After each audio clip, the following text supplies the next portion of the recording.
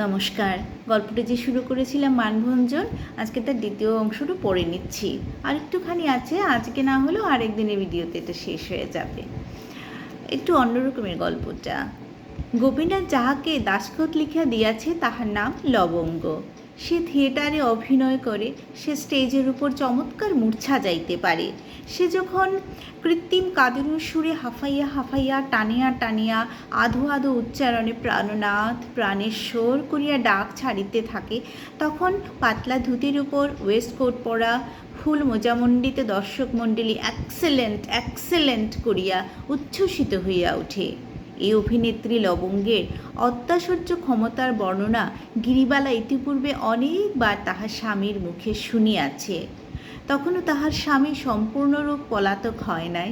তখন সে তাহার স্বামীর মহাবস্থা না জানিয়াও মনে মনে অসূয়া অনুভব করিত।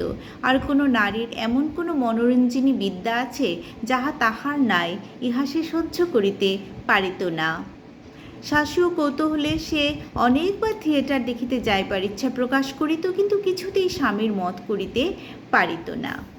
অবশেষে সে একদিন টাকা দিয়া শুধুকে থিয়েটার দেখিতে পাঠাইয়া দিল। শুধু আসিয়া নাসাভ্রু কুঞ্চিত করিয়া রামনাম উচ্চারণপূর্বক অভিনেত্রীদিগের ললাট দেশে সম্মানার্জনের ব্যবস্থা করিল। কিন্তু তাহাদের কদর্য মূর্তি এবং কৃত্রিম ভঙ্গিতে যে সমস্ত পুরুষের অভিরুচি জন্মে, তাহার সম্বন্ধেও সে একই রূপ বিধান স্থির করিল। শুনিয়া গিরিবালা বিশেষ আশ্বস্ত হইল। কিন্তু যখন তাহার স্বামী বন্ধন ছিন্ন করিয়া গেল, তখন তাহার মনে সংশয় উপস্থিত হইল। সুধোর কথায় অবিশ্বাস প্রকাশ করিলে শুধু গিরির পা ছুঁইয়া বারংবার কহিল, বস্ত্রখণ্ডাবৃত দগ্ধ কাষ্ঠের মতো তাহার নিরস এবং কুৎসিত চেহারা। গিরি তাহার আকর্ষণী শক্তির কোনো কারণ নির্ণয় করিতে পারিল না এবং নিজের অভিমানে সাংঘাতিক আঘাতপ্রাপ্ত হইয়া জ্বলিতে লাগিল।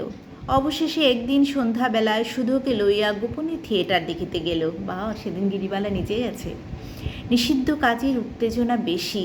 তাহার হৃৎপিণ্ডের মধ্যে যে মৃদু কম্পন উপস্থিত হইয়াছিল, সেই কম্পনাবেগে এই আলোকময় লোকময় বাদ্যসঙ্গীত মুখরিত দৃশ্যপট শোভিত রঙ্গভূমি তাহার চোখে দ্বিগুণ অপরূপতা ধারণ করিল। তাহার সেই প্রাচীর বিস্তৃত নির্জন নিরানন্দ অন্তঃপুর হইতে এ কোন সুসজ্জিত সুন্দর উৎসব লোকের প্রান্তে আসিয়া উপস্থিত হইল। সমস্ত স্বপ্ন বলিয়া বোধ হইতে লাগিল। সেদিন মানভঞ্জন অপেরা অভিনয় হইতেছে। কখন ঘণ্টা বাজিলেও বাদ্য থামিয়া গেল। চঞ্চল দর্শকগণ মুহূর্তে স্থির নিস্তব্ধ হইয়া বসিল। রঙ্গমঞ্চের সম্মুখবর্তী আলোকমালা উজ্জ্বলতর হইয়া উঠিল। পথ উঠিয়া গেল। একদল সুসজ্জিত নটী বজ্রাঙ্গনা সাজিয়া সঙ্গীত সহযোগে নৃত্য করিতে লাগিল। দর্শকগণের করতালি এবং প্রশংসাবাদে নাট্যশালা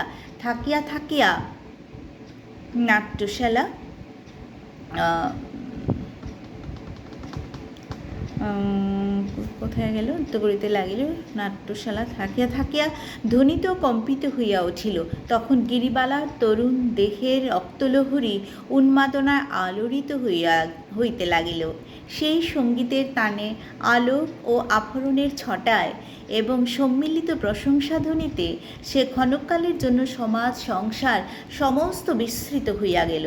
মনে করিল, এমন এক জায়গায় আসিয়াছে যেখানে বন্ধন মুক্ত সৌন্দর্যপূর্ণ স্বাধীনতার কোনো বাধা মাত্র নাই।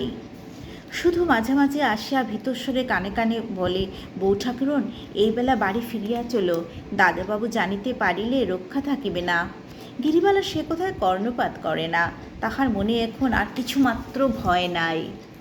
অভিনয় অনেক দূর অগ্রসর হইল। রাধার দুর্জয় মান হইয়াছে। সে মান সাগরে কৃষ্ণ আর কিছুতেই ধই পাইতেছে না। কত অনুনয় বিনয়, সাধা সাধি কাঁদা কাঁদি, কিছুতেই কিছু হয় না। তখন গর্বভরে গিরিবালার বক্ষ ফুলিতে লাগিল। কৃষ্ণের এই লাঞ্ছনায় সে যে মনে মনে রাধা হইয়া নিজের অসীম প্রতাপ নিজে অনুভব করিতে লাগিল। কেহ তাহাকে কখনো এমন করিয়া সাধে নাই।